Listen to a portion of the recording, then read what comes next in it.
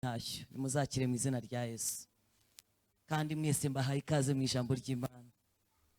Munyemerere dusome ijambo ry'Imana.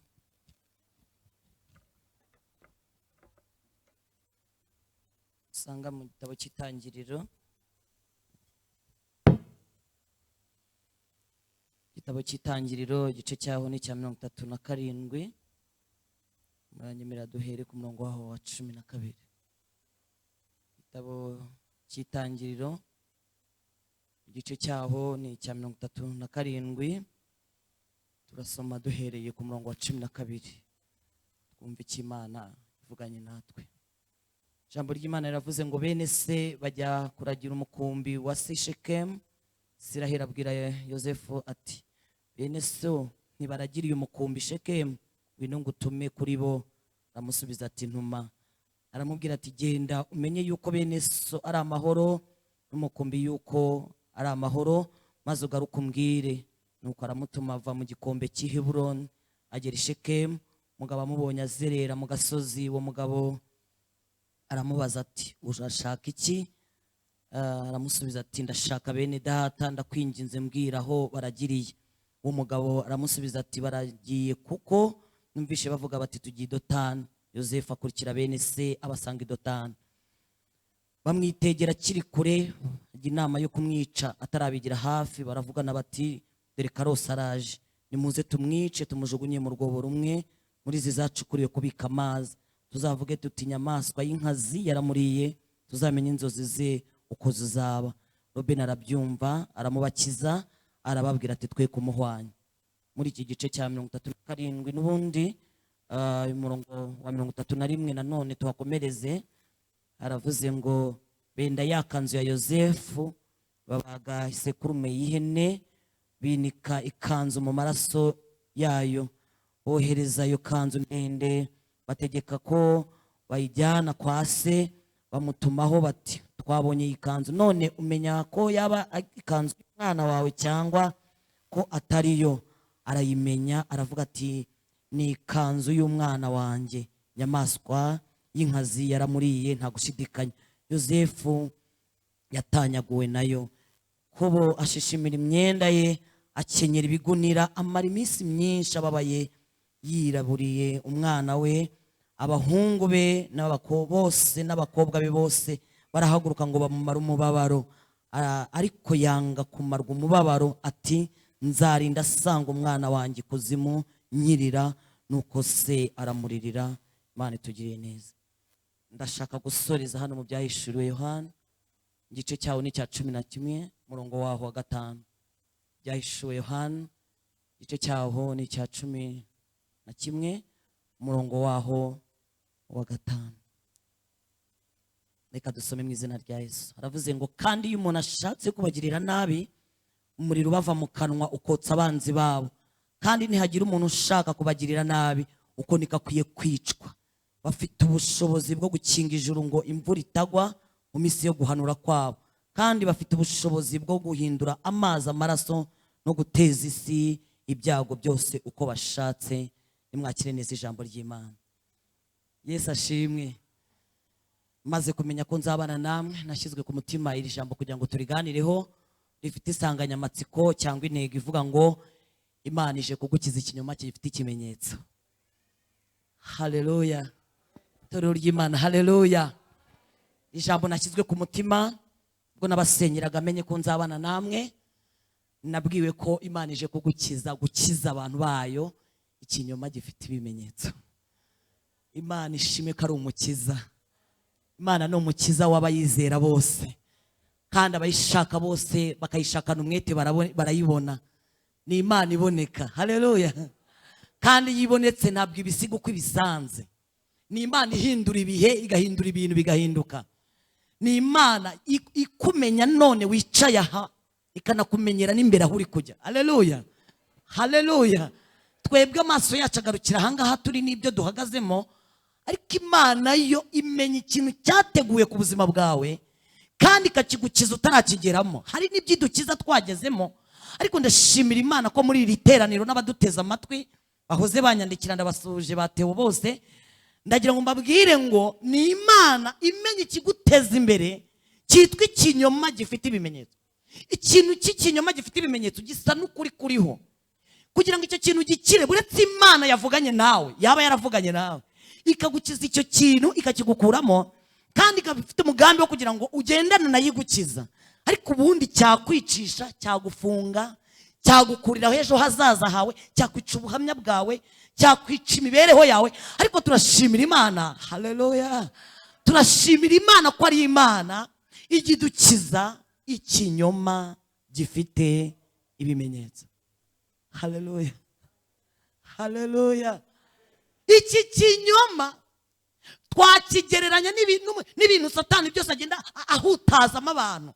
Buriya abantu b'Imana tubayeho, hari ibintu bitatu tujya dukunda guhura nabyo. Dukunda guhura n'ibintu byitwa amashuri. Ariko ndagira ngo mbabwire ngo ntabwo ibintu byose twigishwa cyangwa twiga biba byavuye ku Mana. Hari ibyo Satani ashyiraho kugira ngo babaze umuntu kandi amukuremo kwizera Imana, kugeza ubwo amunamura agasigara ubumana bw'Imana yarabutakaje. Hakaba rero n'ibindi bintu bitegurwa mu mugambi w'ikintu ubwawe, kubera kutasobanukiwe uriwe muri Kristo, kubera kutamenya uriwe, kubera kutagendana na Kristo umusobanukiwe, ndetse nawe ubwawe udasobanukiwe agaciro ufite muri Kristo, ukihoza ahantu hamwe mu kintu cyakagombye kurangizwa nawe. Urugero, buriya ndagira mbabwire, mu bintu byinshi cyane tubamo habamo n'ibintu twikururira. Ubu umuntu abishatse yakwikururira amahoro kandi akayagendana mu izina rya Yesu. Umuntu anabishatse yakwikururira amakuba akaba ari yagendana. Ukajya urehora ureba ibintu byashize, ukajya ureba ibintu byakubabaje, abantu bakubabaje, akaba ariho utumbira, aho kugira ngo utumbire ibiri mu mugambi w'Imana, utumbire bimwe Imana yakoze. Uyu munsi wa none abantu benshi bazahajwe n'umwuka uri kuzerera witwa ibintu Imana itari yakora. Na bugingo n'ubu ntibaragahumuka ngo barebeshe amaso ibintu Imana yakoze. Kandi ugize amahirwe ukareba ibintu Imana yakoze, bibitswemo imbaraga z'ibindi igiye gukora. Murahari ngo muvuge ngo amen. Iyo uhishuriwe ibintu Imana yakoze, mu mbaraga zimwe ngendana nazo ku isi, mu mbaraga zimwe zimpinduye Mama Fabrice, nkikuraho ikiderenga, nkavuga ngo nubwo nari imbobo nabaga munsi y'ikiraro, ariko uyu munsi ndi umukristo, ndi umwana w'Imana, ngomba kurwana n'imbaraga zo munsi y'ikiraro, ku buryo aho nzahagara hose nta muntu uzabona ko nabaye munsi y'ikiraro. Kandi ibyo birashoboka. Haleluya, itorero, haleluya. Ni wowe Imana ikeneye, wowe Imana ikeneye wowe. Kandi umuntu wese imbere y'Imana ni ikinege. Haleluya. Umuntu wese Imana ifite ko yamuhamagaye naho imukuye. Aho hantu igukuye rero, muri urwo rugendo rw'ahantu wahuriye n'Imana naho uvuye, ni imbaraga iri muri wowe yo kugira ngo utsikamire izindi mbaraga zose zihagurukiye ubuzima bwawe. Uzibwire ngo tuza, na cyagiye naratambutse. Haleluya. Iki si igihe cyo kugutakaza kw'Imana, iki si igihe cyo kugira ngo abadayimoni bakwihimuriraho, ahubwo ni igihe cyo kugira ngo ugire ibintu nawe ufatire umwanzuro mu izina. Imana ishimwe cyane. Hari imbaraga zihishwe mu kuzirikana ibintu Imana yakoze. Izo mbaraga zihishwe rero zihishurirwa ababyemera ndetse n'ababishaka, kuko izo mbaraga zirahari kandi ngo nizo zibitsemo ikiraro. Mvugira ngo amen. Zibitsemo ikiraro cyo kugira ngo wambuke ushyike ku by'Imana yavuganye nawe. Uyu munsi wa none, haleluya, ndakwaturaho umugisha w'Imana wo kuza kongera guhishurirwa ibintu Imana yakoranye nawe. Ibintu Imana yakoze nta wundi muntu uhari, nubwo uri umunyetorero, uri umukristo wa hano, ariko hari ibintu Imana yakoze utari hano mu itorero. Imana ibikorera hirya gatoya. Ibyo bintu rero biraza kukubesha mu itorero wicaye hejuru y'imbaraga zazije kukwicaraho. Haleluya. Ukwiye kubiha ubuhamya. Haleluya. Ukwiye kwicara ukajya ubiha ubuhamya, ugatambuka muri ubwo buhamya, ukigirira icyizere. Haleluya, haleluya. Njye namenye gusoma no kwandika mbaye umuvugabutumwa, kubera karande cyangwa imbaraga yo kunywa urumogi. Nanyweye urumogi rwinshi, n'irijwi ryanjye ryishwe n'urumogi. Twari abatafugeni, turi amabandi, ariko Yesu adukuyemo abakozi b'Imana. Ni Yesu wenyine warukirita abantu nk'abo, akarukirita amatafu, akarukirita amageni, ngo n'ubwoko bw'amabandi nimwabumenye. N'amabebi, twari amabebi hariya Hagogosi, turi abajama, twarafashe Kigali. Ariko Yesu arahamagara.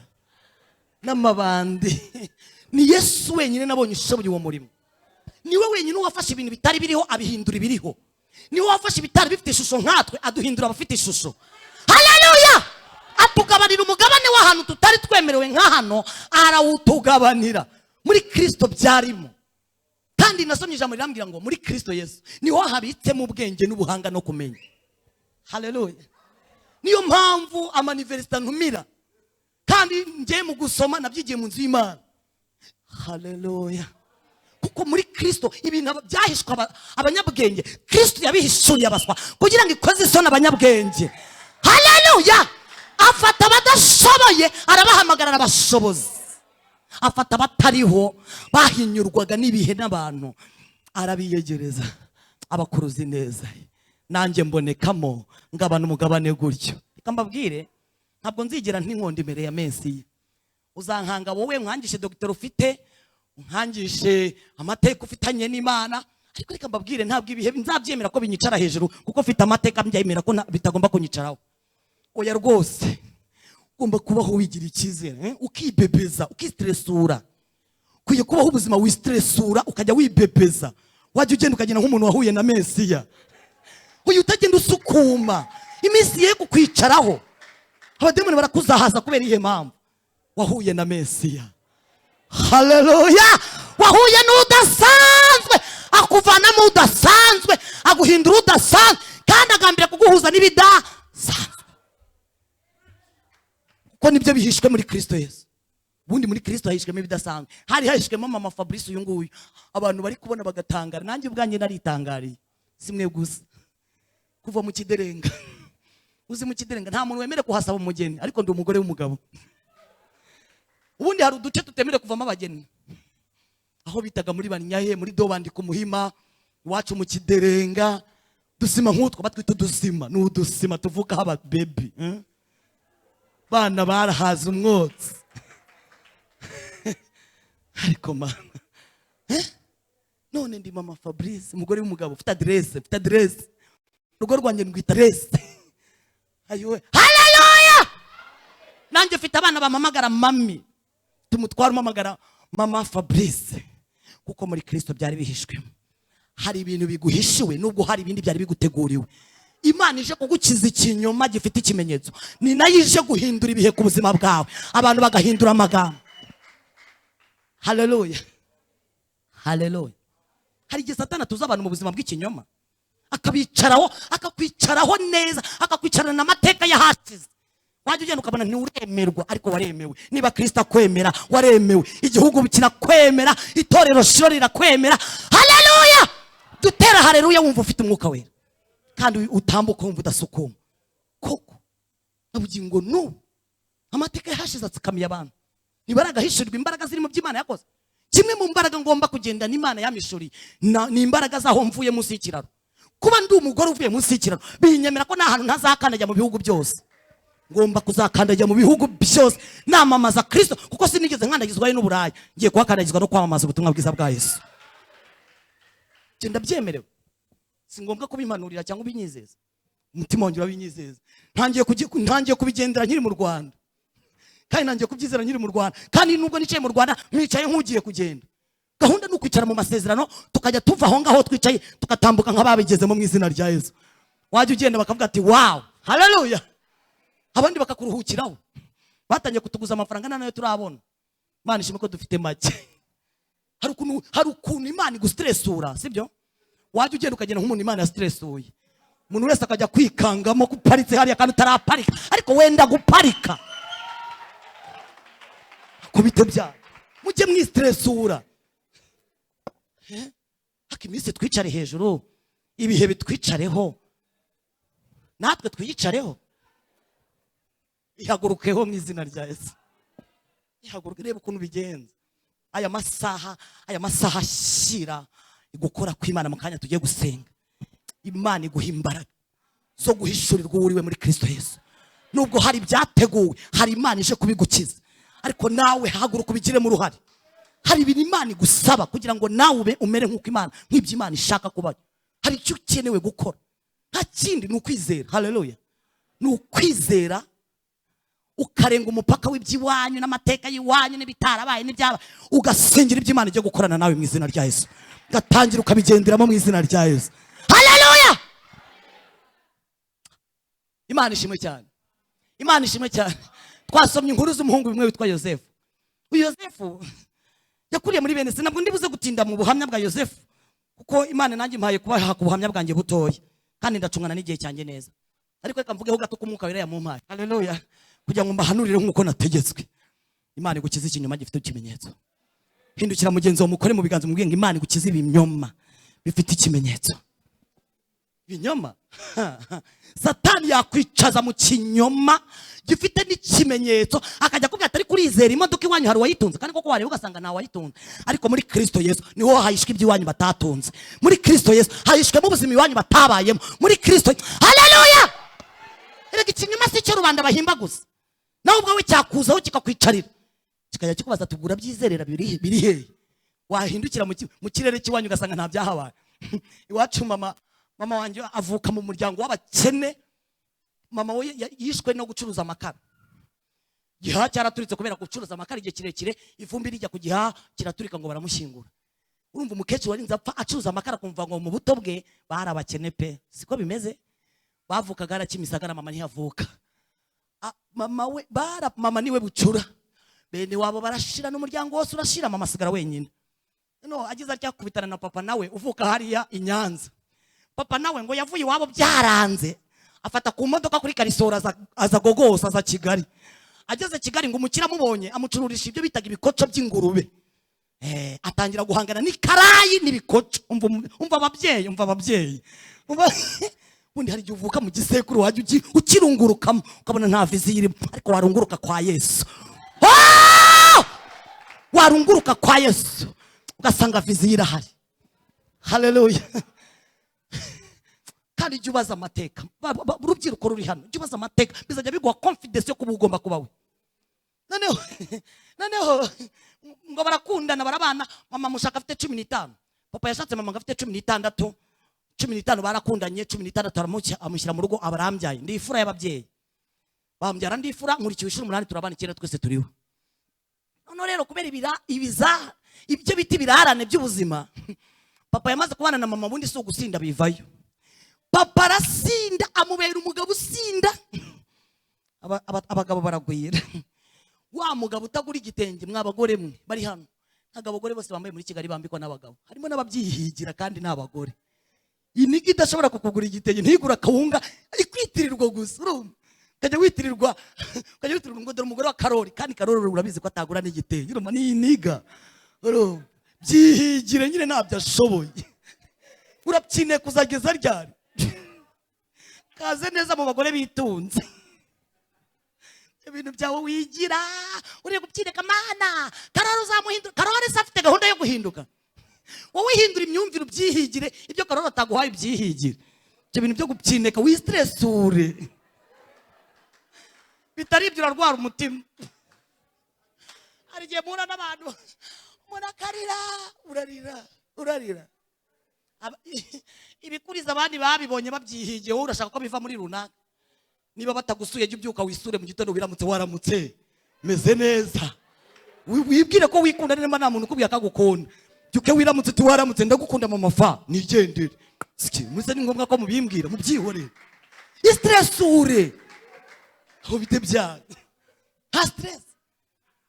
Jewe maze kubona umuryango mvukamo ko hajye nta muntu wigeze akura bamukora anniversary, nta mwana waho wakuze afite ubumuntu, twese twakuze tuguruka turabarara. Mbona nta mwana uzavamo ngo ahure anniversary ngo turavukana cyangwa mama na data nabyo baza. Ngeze no muri societe nyarwanda ngo kubera ibintu mvuga by'ubuhamya bwo mu kiderenga, sanga abantu bankunda ni bake n'abankunda ntacyo. Hari igihe umuntu abantu bagukunda ari benshi ariko ari abafana nta mumaro. Imana iguhuza n'umuntu umwe w'umumaro. No.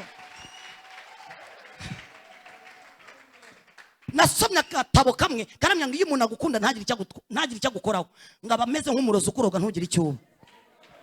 Oya mugabanye inkundo z'amagambo gusa. Niba unkunda ubigaragazisha ibimenyetso. Kora igikorwa kingaragariza ku nkunda. Ubu ndahangaha gutya nambaye gutya nsa n'abantu bangaragarije ko bankunda. Kuva ku rukweto kugeza ku myambaro n'abantu bangaragarije ko bankunda. Kose mwebwe murakoze. Maze kubona ko stress igiye kunyica yo kwirirwa nta anniversary nanjye ntawe uyinkorera. Ndavuga ni wakwistressura. Ngura keke ya sengisa ku itariki 10 z'ukwa 11. Ndi stressura. Ngura keke ya senyisa nyitereka ku meza, mpamagara abana banjye 3 umugabo yarantaye. Nyitereka ku meza mbwira abana banjye umuntu agize anniversary shani mwigire hihaye. ngura n'ikibiriti cya veni, mfata imyambi y'ikibiriti njomba muri keke. Babyita kwistresura, kwimara umubabaro, kikorera ibyo abandi batagukoreye, kihanurira. Tangira kwitoza ibyo bazagukorera abantu mu gihe bazakanguka, kuko ningiye bana n'abantu basinziriye. Noneho fata imyambi nyijombagura muri keke ya senyisa, ngira abana banjye ubu tugiye gukata keke, muravuga nimuzana icyuma, ni ngo mundirimbire, muririmbe ngo joyeux anniversaire, barandirimbire. Ndangije fata cya kibiriti ndarasa umwambi ngukongeza kuri ya myambi yose iri muri keke. Mwese mwagize ngo niyatse, yaratse nkazazi nimukoresha, hakubite byanyu iraka. Imyambi iraka, abana barandirimbira joyeux anniversaire, ugira isabukuru nziza mama, barampobera. Barangije dufata icyuma ndakata, n'abana banjye barankatisha, turayigabagabana keke ya senyisa. Ndababwira nti ubuse nidukoze anniversaire, ndashima Imana ko uyu munsi ifite abayinkorera mu izina rya Yesu. Haleluya! Ukwiye kuba ari wowe wereka Imana ko rata nubwo bitari byaba ariko nawe ubikwiriye. Ereka Imana ko nubwo bitari byaza ariko nawe byakubera. Tangire wistresure, tanyugende nk'uwabihawe. Ariko haleluya, ubi wacu mu rugo n'ingaruka nzazizana. Iwacu mu rugo tubifite kontake ebyiri, umbaze ngo nazikuye narazicurishije, mugabo afite nanjye mfite yanjye. Imodoka niziraza tuzimara imyaka 3, ubu turi kwihanurira imodoka mu izina rya Yesu. Imana ibare ko nageze intege nkayisiga, ubundi nyigendera mu ishakoshi. Hari igihe intege nke zimfata nkayisiga, ariko ubundi ndayigendana. Haleluya! Ndayigendera mu isakoshi, umugabo wanjye afitiye Nyabugogo, ngo gose abayifite atya, urumva abayifite ari. Nambwe ndi twihanurire Mana, twihanurire. Yisi uyu mubumbe ni dance, gahunda nuko ugomba kwihanurira. Imana niri yicika kabivuga, ariko murahari ngo muvuge ngo amen. Imana niri yicika ikabivuga. Hari umukobwa merutse kwakira umukobwa hariya mu mujyi, ngo aje kwigera imyenda, kandi nta mufiance nta n'umugabo. Ngiye nambika abageni, abakobwa Imana avuganye namwe ubukwe mukabona mubona bitinze, muze ndabagerera ubuntu, ndabagerera amakanzu ubuntu n'imikenyero igezweho, muze twihanurire mu izina rya Yesu. Arambye ati mama fa wigishije kwistresura, none nje kwigera ikanzu n'ingwi, n'ukuri ubu naramushingiye, ni nanjye wamwambitse. Haleluya! Naramwambitse, ninjye wamwambitse. Yarambye ati amafaranga n'ahandi yajya reka nyaguhe. Imana yara stressoye, n'ukuri Imana imara stress, ariko ari wowe wigize mu ruhare. Yakubwira ngo uziga, uraho uri gubyineka Mana nziga henza bigenza. Watangiye ukarambagiza ikigo uzajya, watangiye ukarambagiza university uziga, ugatangira ukabaza n'ibikenewe, ukihanurira mu izina rya Yesu. Ukagira ubuzima urambirwa, ukabubwira uti nago nkurimo, nubwo uyu munsi bigaragara nk'uwaho nkurimo, ariko hari ubundi buzima ndi kureba imbere, hari izindi mbaraga, hari ubundi buhisho, hari ahandi hantu. Haleluya, haleluya. Uyu muhungu Yosefu yangishije ibintu bikomeye cyane. Soma inkuru ze zanyishije ibintu bikomeye. Yosefu ngo yabaye umuhungu ukundwa na se. Saramukunda, Yakobo aramukunda, aranamukundwa kaza. Muzi ko n'igikundiro giteza mbutiyaje. Ubu dufite abantu naka gatuti katayeje mbutiyaje. No kuyobora kwawe bakuhembira ikinyoma gifite ikimenyetso. No kuba wicaye muri shiro gususta neza, umeze neza, utabereka kupfuye mu kanya. Kandi nana n'umuceri wasize mu rugo, ariko kuko wahishira ibanga ryuko umuceri wuzana ari uri kumwe nayo, ukajya wambara kenda kawe kamesha ukajya mu nzura, nabyo wabizira bakaguhimbira ikinyoma gifite iki kimenyetso. Yosefu ngo yagize umugisha ukomeye nk'uwo ndi kubona hanga bamwe mufite, ariko haleluya. Ngo akundwa na se, ngo saramukunda, ngo kugeza ubwo amudodeshereza ikanzu arayimwambika. Reka mbabwire, tukiri naha mwese, Imana ifite itandukano ry'abayubaha n'abatayubaha, kandi imibereho y'abantu bubaha Imana n'abatayubaha n'ukuri ntizigere mera kimwe. Reka mbisubiremo, imibereho y'abantu bubaha Imana. Ubu urambwira ngo umwana w'umusore uri gucuma hano hepfo aha, nawe uri guhogoza hanga ubwire hambanaka uhogoza, urabona muzasa kimwe? Ntimuzamera kimwe. Ndakumenyesha ko ejo hawe hazaza Imana izahindura ibintu. Imana izakora ikinyuranyo, Imana izagutungurisha. Ruriya rubyiruko rikubwira ko wayobye, ko buticuruza cyangwa hatari abasore bakugura amasakoshi n'amasheneti n'ibiki, utegereza ibiva kwa Mana, ntabwo uzigera umera nkabo. Komeza urinde ubuhamya. Ubuhamya ni iboro, ubuhamya ni imana, urabugendera nta gihari bikarema ikintu. Ubuhamya ni imana. Tangira byanga, ariko muri Kristo birahishwe. Torero ry'Imana, haleluya. Torero ry'Imana, haleluya. Yosefu akundwa na amateka sinajya. Bibiliya yatubwiye ngo mu gahe gatoya ngo bene se baterwa n'umwuka w'ishyari.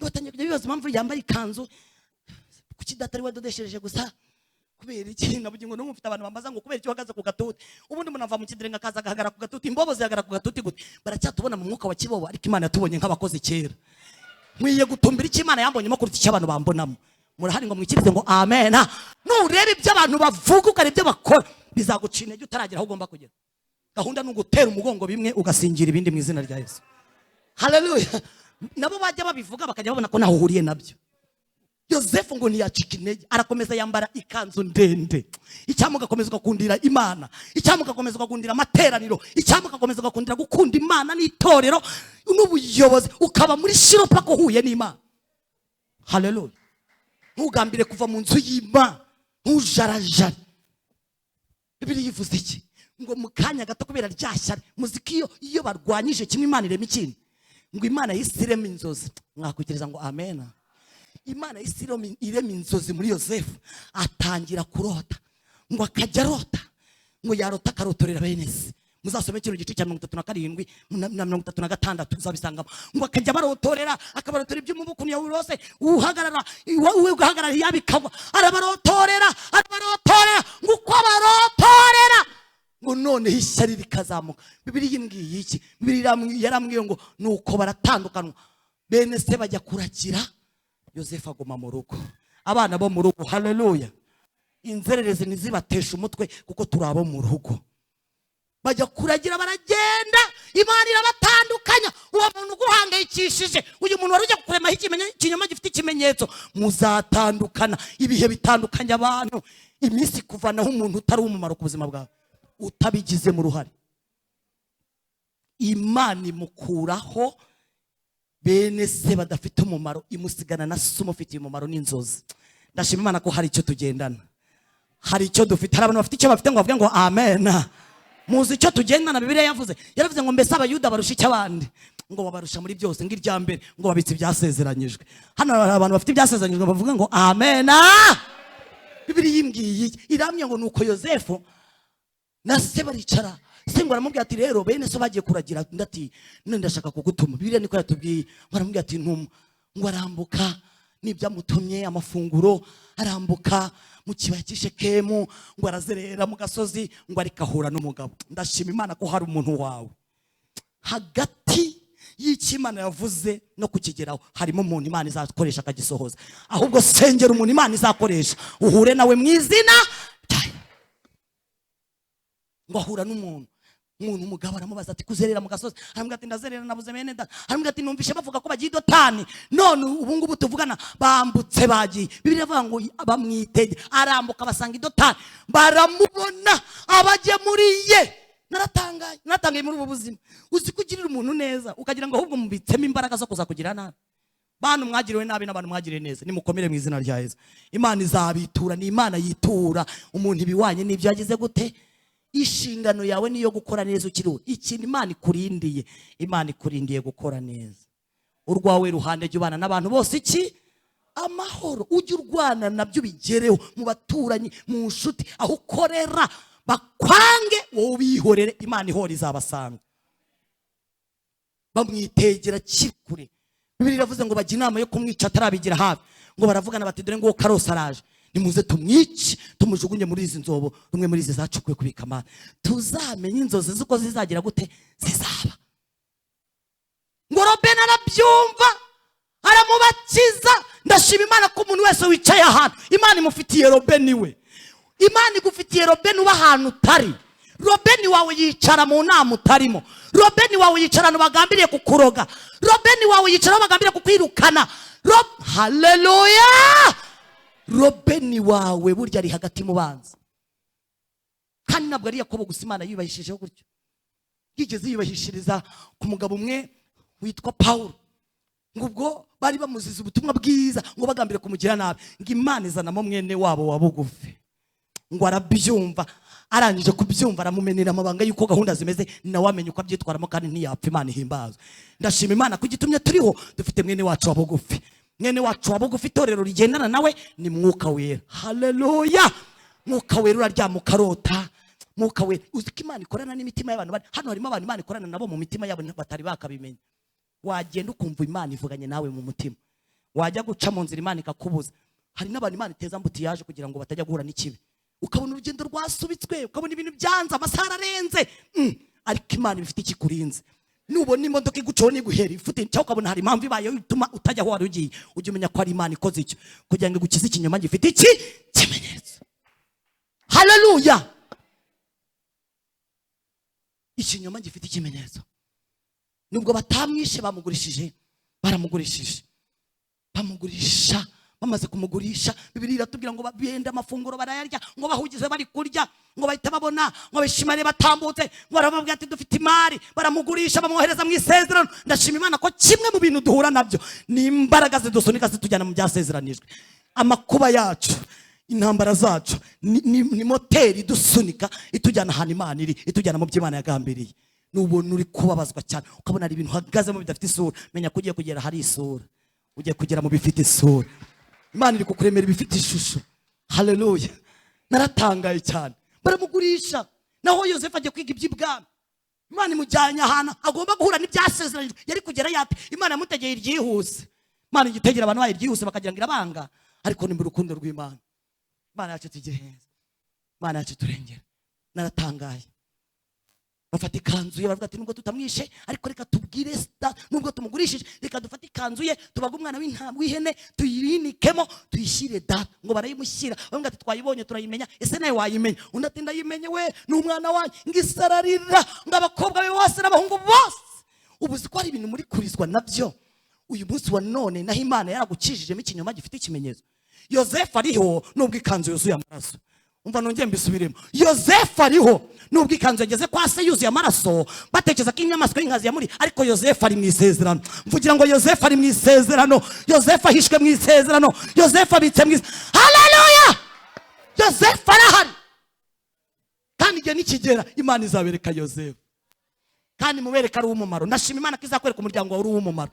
Imana yakubitse muri Kigali, uzajya mu muryango wawe uri uw'umumaro. Mvugira ngo amena.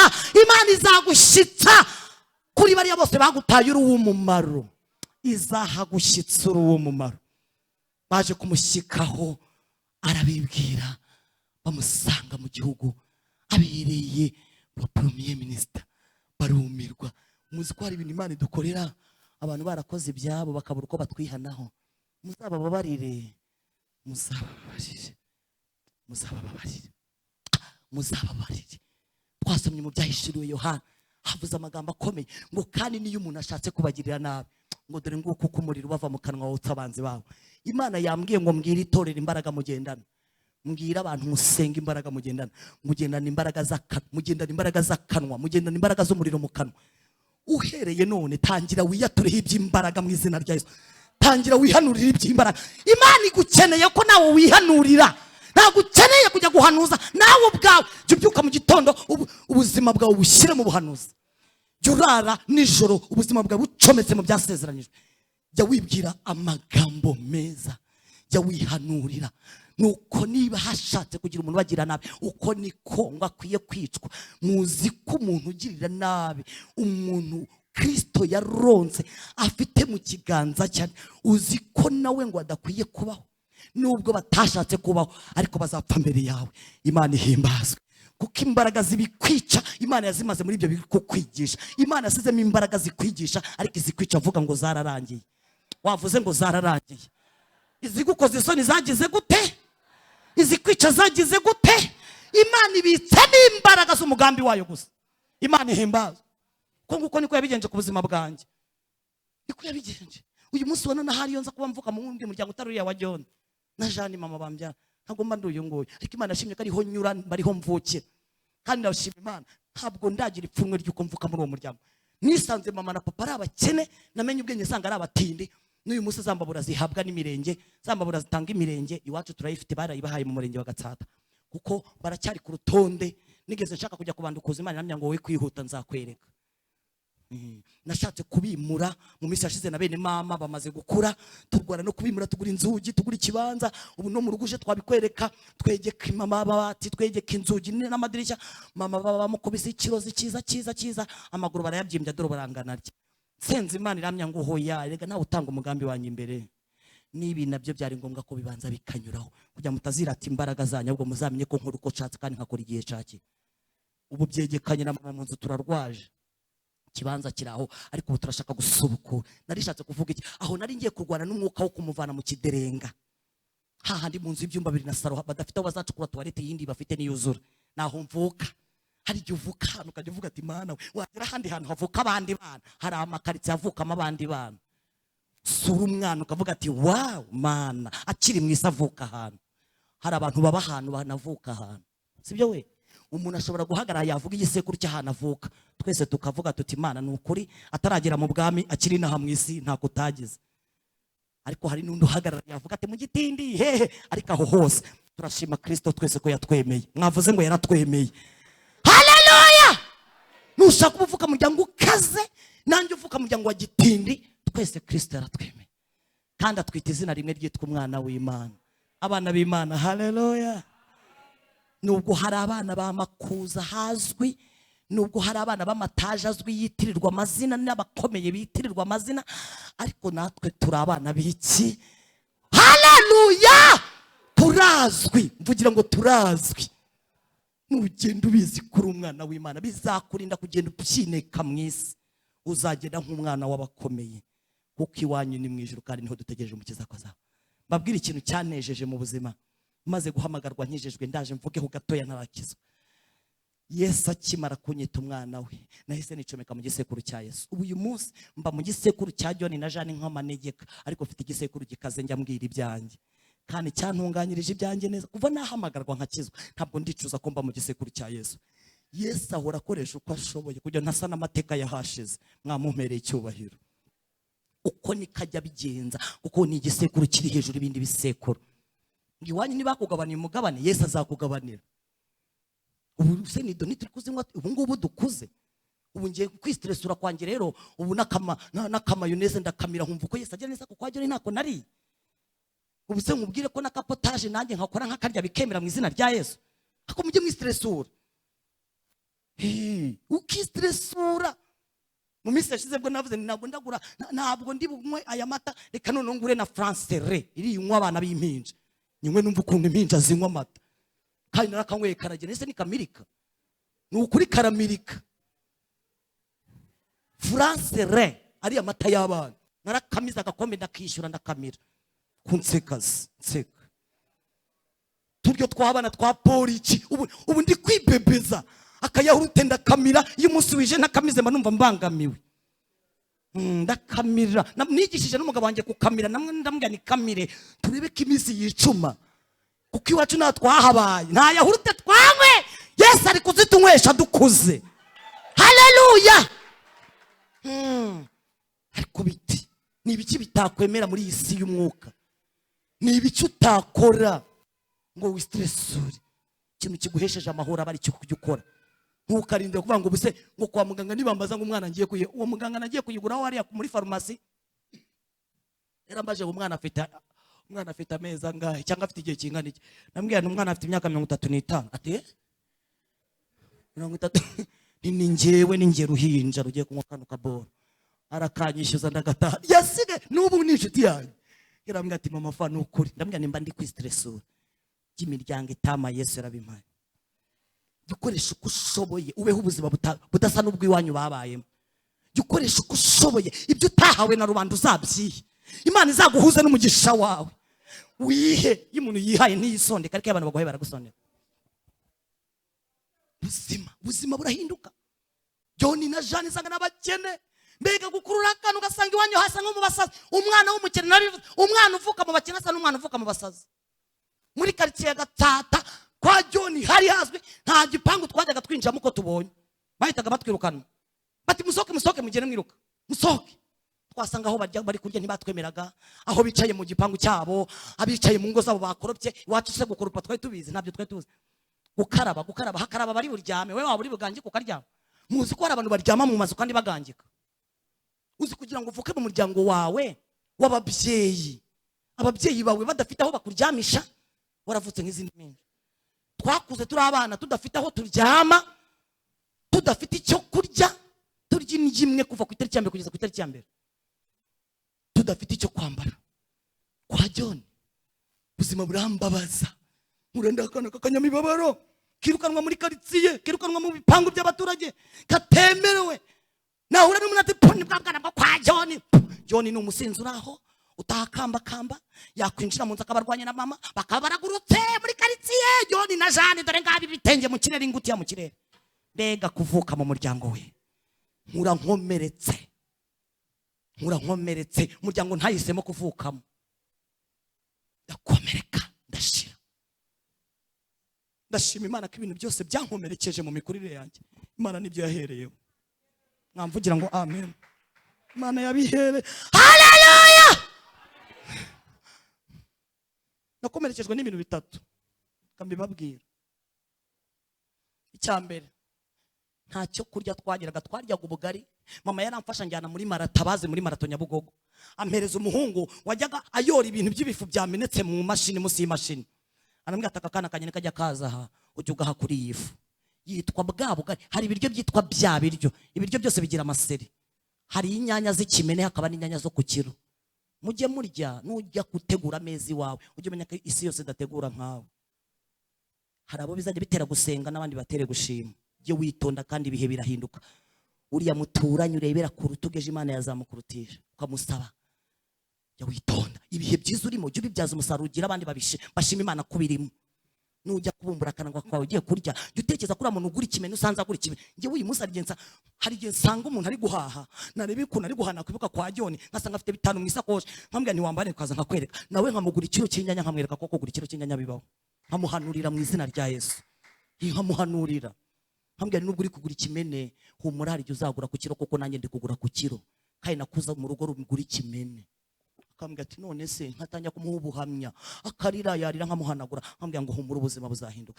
Uyu munsi ngenda nitegereza, amaso yanjye gareba, kuko hari ubuzima twanyuzemo budakwiye gutuma tugenda ngo tugire akazi guruku kandi turye ibyacu. Ibyo byawe nawe uguhagaze hejuru urarya se ngo bizagushima. Nkwibutse ko ibintu byose nambaye Imana ntizashimira ko narimbye cyane mu gihugu, ntizanashimira ko nariye neza, ntizanashimira ko naryamye heza. Imana izashimira abo naryamishije neza. Imana izashimira abo narimbishije. Imana izashimira abo nagaburiye bakarya akavuga ngo mpuye n'Imana.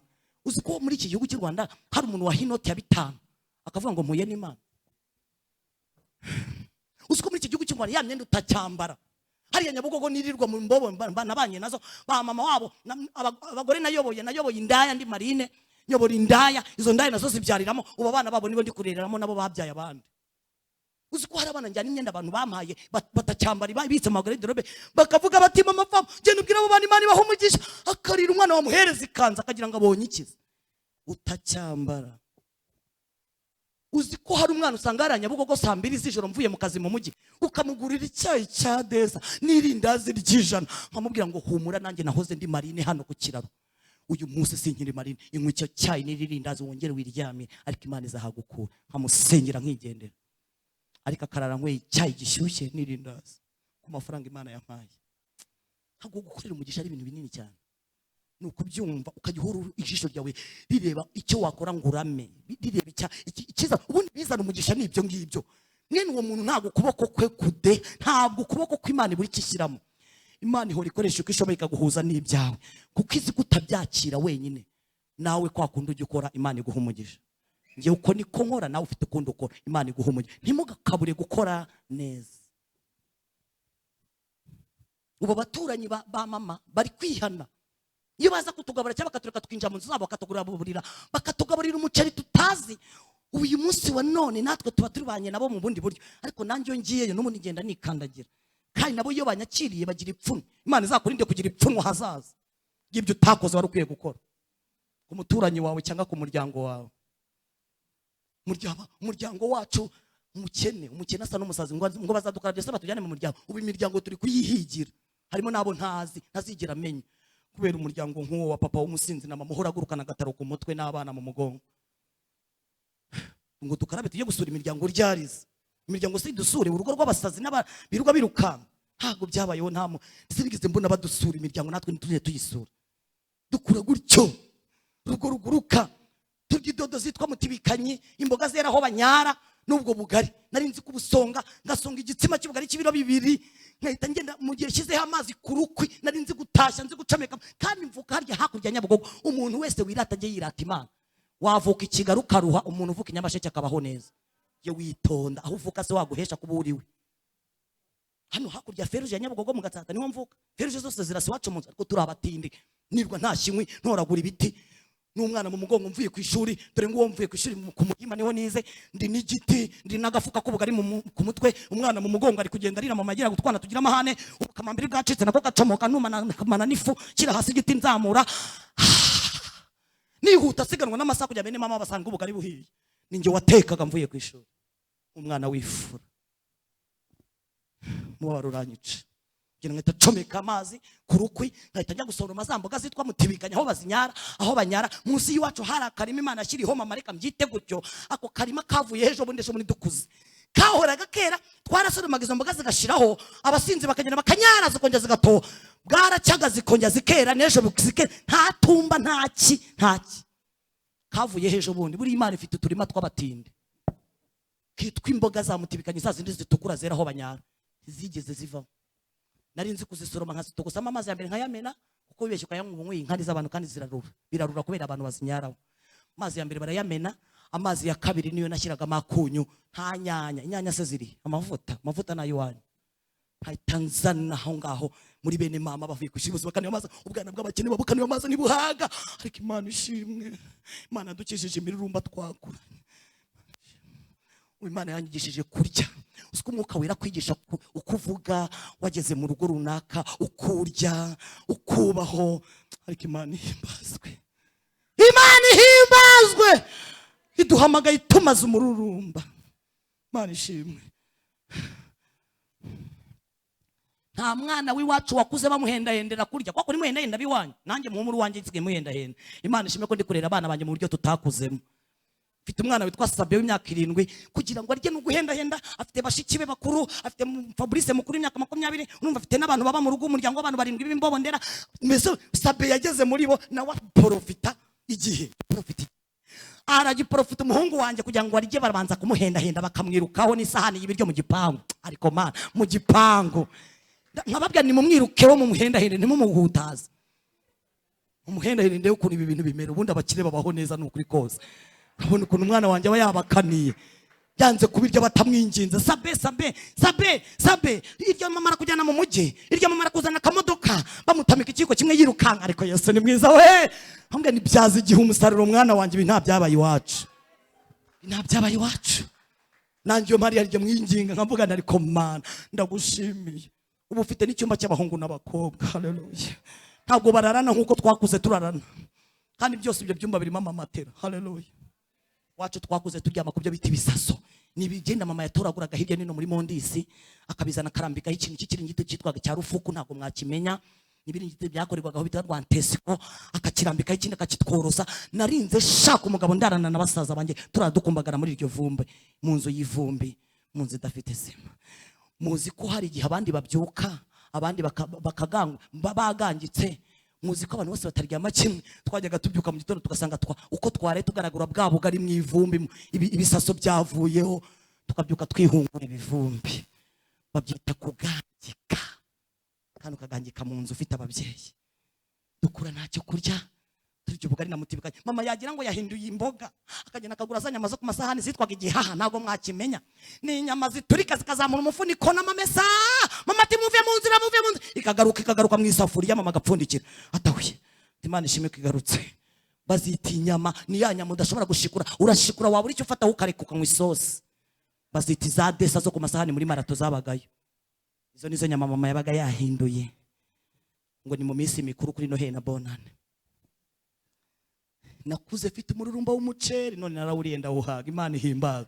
Muza ahubwo ahantu nagarutse ku bugari, ubu nkunda ubugari n'isosi, n'ingusuru zampe ubugari n'isosi, ndi gusaza nkunda ubugari. Ariko nariye umuceri maze gushaka nabwa ni ngwino nkuvune nkwihanangirize numva ukomeze, nagira no mu bantu nkabwa ni mu muceri we, ariko Imana igibaho umugisha, muzi kondora, Imana ishimwe. Icya gatatu cyankomerekeje n'uburyo bwo kwambara. Nari mfite umwana witwaga Kadete w'umukecuru witwaga Nyirabihogo mu Gatsata, uwo Nyirabihogo umwana we yari bucura, yamuguraga imyenda buri munsi, none uwo mwana akankunda rero nk'umwana w'umubatini, akanyikundira iwabo hari mu gipangu, akajya ugize nkwitiriza imyenda akantiza, none yantiza nkagira ibyago nakwambuka Nyabugogo ngiye nko kureba mama ngampaye ibyo guteka, nkahura na nyina, twahura agahita nkuramo kakenda k'umwana, nkasubira inyuma nkambuka ntacyo nambaye, ubuzima bwanjye bukura gutyo ndakana kakanga avuga aho akambukanya Bugogo nta mwenda nambaye. Ndababarira umwana wese ntiye nyina tugahura agahita nkura mu mwenda, arimo abamama batagira umutima. Ibintu ukoreye umwana wundi ejo bashaka kuzabikora umwuzukuru wawe, ujye witonda. Mfite igikomere cyo kwambara, vuga ni Imana nima umugisha nzambara ibizajya biba bigezweho, icyo gihe nzajya njyanisha, nzajya nkoresha uko nshoboye. Ndavuga ni kandi twakuze turyama nabi, ningira nzaryama neza. Twakuze turya nabi, ningira nzarya. Ibyo byose Imana arabinkoreye. Haleluya. Nukuri ndyama neza, nukuri nambara mu bagura Imana yambitse muri iki gihugu cy'u Rwanda nanjye ndimo. Nukuri ndya neza. Haleluya. Nta stoke nk'iziri wawe ngira, ariko njicyo caka. Ntago amafaranga ntunze nyatunze ngo antegeka, ahubwo ndayategeka. Iwacu niyo dufite 5 duhita tuyarya karangira Imana ikaremande. Je nibiki urambwira kubika, wowe jye ubika. Birarane dufite tugomba kwiyondora tukistresura. Bana baturiho bimbobo twakuye mu mihanda bakirira. Wacu bateka ibiro 5 by'umuceri, abana 7 bavuye mu muhanda, gereka abanje 4 n'umugabo wa. Tugomba kurya ibiro 5 by'umuceri, tukarya ibiro 10 by'ibirayi, bese wacu turarya. Iyo bagiye kurya kandi bajya mu maseri, wacu hafite umuyobozi w'ibiryo. Kubera abo bana bo mu mihanda hari umuyobozi w'ibiryo mu bana abo bana bo mu muhanda, tukajya n'umuyobozi wa Fabrice w'ibiryo byo mu rugo. Ubwo rero Fabrice ni ubanza. Aherutse kubanza nahiriwe, dore ko nahirirwa cyane, hari ku muganda papa wati buretse ngewe njya mpirirwa urebe ibintu bibera hano, mbega ibintu bibera mu ngoma. Arambwira ati buretse njya kora mbona Fabrice wanjye asohotse n'umuhungu muremure imyaka 20 Imana yampaye, nzamubazanira mu izina rya Yesu. None uwo muhungu wanjye baratambutse na pocket kwa kuri mwirwa mu rugo abasore mwa pocket. Kugira umusore mu rugo no kugira imbaraga. Bese nudateka uwo mwana uri kumwica. Sore bararya. Ngiye kubona mbona nasohotse n'isahani nziza nzizigaye, ari kuririmba amakuteri mu matwa, ari kugenda. Papa wati buretse urajure yinjira. Naho iyo bahishije ngo bajya kumuhamagara, ngo ikintu cya mbere bakora bakuraho amasorori ya papa na mama. Barabanje barura ibyacu na papa we bashyira ku meza saramanje. Abandi rero buryo ngo barira hanze ku rubaraza, ntabwo barira mu nzu. Ngiye wicaye, ngiyo uririye ku, iyo umusore aririye ku ntebe nagahaga. Murakoze. Abasore ntabwo mbasebeshe, ariko mujye mufungura nizo imbaraga z'umusore nukurya. Uzaba basore ni sawa. Fabrice yaramanutse aragenda mu gikoni, ari kuririmba indirimbo. Ngiye kuna mbona afashe irushe, yararuye akajya afata. None bafite kuntu barura abana, akajya yarura sasira, arabanza akarura gutya ku mpanda, akabitega. Uzarebe mu bukwe, iyo turi mu bukwe kuna abana iyo bageze, abasore bagezeho arabitega. Idege dumwumbati, wowe ntabwo uzi kwarura. Urabivanga warabitega, idege akatega umuceri, agatega ifiriti, agatega inyama akazirundamo hasi, ukajyangazanya imwe kandi munsi harimo nk'icumi. Urumva Fabrice yararuye, ngiye kuna mbona araje yicaye hagati aho ngaho hafi aho yitegeye isafuriya. None akajya babwira ati mwarure mwitonze menye ko ndi guteganya ko ntari buhage. Akajya mbwira papa none se barabimara ate buretse urebe ate akazinga ikiraya akakizamukana n'igishyimbo, nkavuga ni Mana ngwino ubane nanjye muri iyi nzu. Nibwo nabonye agashya kabera mu rugo. Abo ngabo bavuye mu muhanda banywira umugi bwo nakandi gashya. Hari n'igihe bateka ibyo biri 10 by'ibirayi bagahita bateka nk'ibiro 3 by'umuceri ku ruhande, bakajya barura umuceri n'ibirayi cyangwa umukozi agahita yongera agateka. Naramubwiye n'ujye uteka, ujye batekera, ntukajye ugira ububangamira mu kwarura no kurya. Yesu yatanze ibiryo, ujye bareka barye kuko twarashonje. Ndashima Imana yamaze ibyo bikomere byaje gutuma njya mu Buraya, ninjira Buraya, ndikugana ku musozo. Ninjiye Buraya, ninjira kujya kunyura umugi kugira ngo ndebe ko hari icyo nimarira, kandi nimarire na bene mama. Nakoze ikosa rikomeye ryo gutekereza ko ndamutse nishe papa ubuzima bw'iwacu bwahinduka. Mbitekereza afite imyaka 9. Ndavuga niko ndifura nakora iki, nicara njyenyine nawe ndi muri turi kumwe. Ndavuga ni reka nshakisha uburyo papa mwambura ubuzima, namara gupfa tuzabaho neza kuko n'ubundi tubayeho nkaho tutamugira. Mwaba babyeyi bari hano mwe, ndabahendahenda muri Kristo Yesu. Amakimbirane yanyu n'ibibazo mwagirana mu ngo ntibikajye bigaragarira abana, kuko abana bafata imyanzuro yaho mutari. Dufite abana bafite ibikomere nubwo batari bava mu miryango y'ibintu bibera iwabo mu rugo. Ibikomere by'umuryango, kurara baguruka biruka, kwirirwa badukuramo twenda, kurara nabi, papa yanywera, mama yacuruje agatarakaza akadutekera ubwo bugari, turababa. Mama tubyara buri mwaka ngo Imana yavuganye nawe, ngo Imana yaramubwiye ati mwana wanjye uriya mugabo ubana nawe n'ishuri uzarinda usaza ukiga, dore nzamweza mu cyure kandi nzamuhagakiza ku munota wa nyuma w'urupfu rwe. Imana iramubwira ngo ibyo uri gusenyera ngo umugabo ahinduke uriya nisha uruziga paka n'abana bawe nibakura bazaza mwigane. Imana imubwira amagambo akomeye, iramubwira ngo mu bana wabyaranye nawe nibo nzanyuza mu mugisha wawe, nzakuruhura umuruho wose warushye kuri uyu mugabo mbinyujije mu bana bawe. Abyumvishe ko umugisha uri muri twe, si ukutubyara. Mama yabaga atwita ahetse n'agataro ku mutwe, aravuga ati ahantu Imana yambwiye password iri niho ngomba gushyira byinshi. Nubona umuntu abyara cyane ujye umureka, buri afite kode ye n'Imana. Niyo mpamvu ngo mama yatubyaye turi abana 9. Ubuzima buraturya, turababazwa. Aho hantu habi byabaye ngombwa ko mama uko kuntu yatubyaraga buri mwaka n'agataro ku mutwe, nanjye ndi gupanga uburyo ngomba kuzajya kunyura umugi kugira ngo nzice data ni stress niba mbese muri make muri njyewe numve ko nkoze ikintu nagakoreye mama, kuko mama nabonaga ari muri Yesu we nabara. Mama ya papa yakubita ati Yesu nabara, ndavuga ngo Yesu wa mama utaramutabara njye kamutabare. Njya kunyura umugi ifite imyaka 9, nanywera umugi ifite imyaka 9, afite gahunda yo kwica papa. Icyo cyatumye nkura umugi. Urumogi rushyikiriza uburaya, uburaya bushyikiriza umuhanda. Ngeze no mu burangira ibyago bahita bantura kuba umuyobozi. Nabaye umuyobozi hariya muri Dowa ndi mu Muhima, mbu umuyobozi mu kigo cya Muhima w'indaya babana turi abana. Muri 2006 twarangije mu kigo, mu bana twarangizanyije kimwe mu bana twabanaga muri ubwo burara, ntawe ufite icyari cyo muri iki gihugu cy'u Rwanda. Twanyweye urumogi turasamana twicaye mu kigo cy'ishuri cya Muhima turi primaire, tunanira ikigo. None ndashimira Imana ko uyu munsi nanjye ndi mu bategura igiterane mu kigo cya Muhima. Haleluya! Uyu munsi umuyobozi wanyoboye ari hariya Saint Joseph, bari gukosora y'ibizami. Ku wa mbere nari ndiyo mwivuga butumwa, hariyo abarimu b'igihugu cyose. N'ubu ejo nzaba ndiyo mu gusoza. Imana ihimbazwe.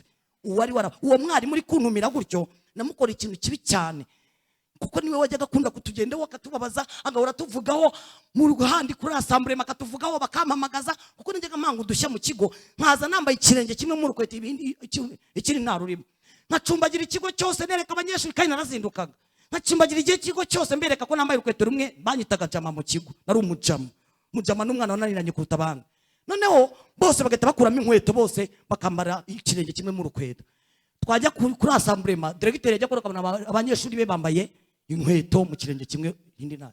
Akabaza ati ibindi biki byabaye mu kigo, bagahita babyina ni jama bati jamani. Nkumva nakoze akazi kose ngahita nambuka, ngari nakoze akazi mu kigo. Ubundi nkaza nambaye ibirenge, ubundi itandukritamo abakobwa n'abahungu, tutigeze dukina muri recreation nk'abandi, ducukura icyobo nyuma ya toilette aho ngaho ku Muhima. Niho twajyaga tujya muri recreation muri ya minota 15 twabaga tumaze gusambana no kunyura umugi no gukora ibyaha byose. Tukinjira mu ishuri, wakwinjira mu ishuri twabitaga twebwe icyo gihe bamese n'abametresse, yakwandika ibintu ku kibaho ukajya ni ibintu by'ibitambara biri kugurukaho kandi ari imibare ashyizeho, kagivuga ati bira n'ibiki ashyizeho. Bama broshira akaba ari byo ashyiraho. Nageze mu 3 naniraye ababyeyi naniranye, natangiye gutahana amanota 10%. Ni nayo nasozanyije 6e. Impamvu mwumva narangije kwiga ntazi gusoma no kwandika, kandi nakoze icya leta. Ninjye wabaye wanyuma mu kigo cya Muhima. Uwo mwarimu rero twamukoreye agashya, igihe kimwe tumwiriza muri toilette twamufungiranyemo, agira ibyago ntihagira n'undi mwarimu ukeneye kujya kuri toilette. Twiriwe twamufungiranyemo turi kumutereramo amabuye, tutinjiye mu ishuri nawe atinjiye mu ishuri. Bayoberwa ibyabaye. Hanyuma rero aho umwarimu yaje kuza kuri toilette, nibwo yasanze toilette yuzuyemo amabuye, n'uwo mwarimu twamufungiranye muri toilette. Hamaze ati se byagenze ati nibabarara bo mu kigo. Icyo gihe baratwirukanye, nyuma baratugarura. Uwo mwarimu ni uri kunkoresha umurimo w'Imana. Imana ihimbazwe. Ndashima twakoze amahano menshi mu kigo. Ndibuka turangiza 6e twafunze kado yuzuye umwanda. Dufata umwanda turawufata tuwuzuza, tuwuvana muri toilette turuzuza, dufata ishashi turawufunga neza, turaje dushyira muri kado, turayibyinana mama yampore, tuyihereza umwarimu umwe mu badamu bari baraho. Uwo nawe abarimo aho arakigisha muri icyo kigo. Namusabye imbabazi, nambwira imbabarira kuko naguhaye impano y'umwanda. Imana imbabarira, kandi ifite gahunda yo kumuha impano nziza kuko namuhaye impano mbi. Ubuzima buranga ariko Yesu arampamagara. Imana ishimwe. Soza ndashima Imana yampamagaye. Haleluya. Imana yarankijije isanga mu buzima budafite ishusho.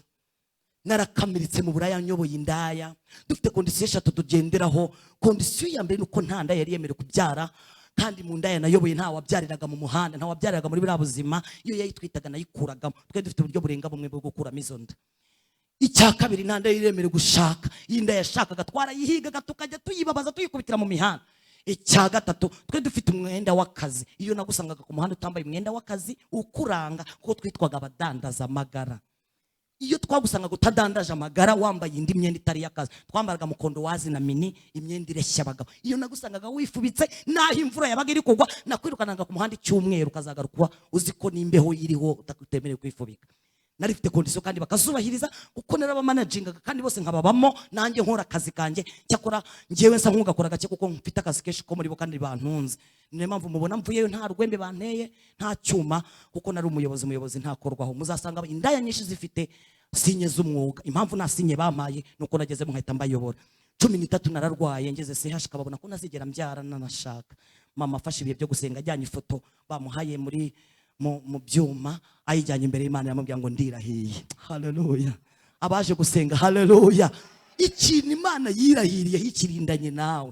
Imana yamubwira ngo ndahiye kwera kwanye, uriya nzamwibahishiriza, nzamuhamagara kandi nzamuhamagara mu gihe gikomeye. Haleluya.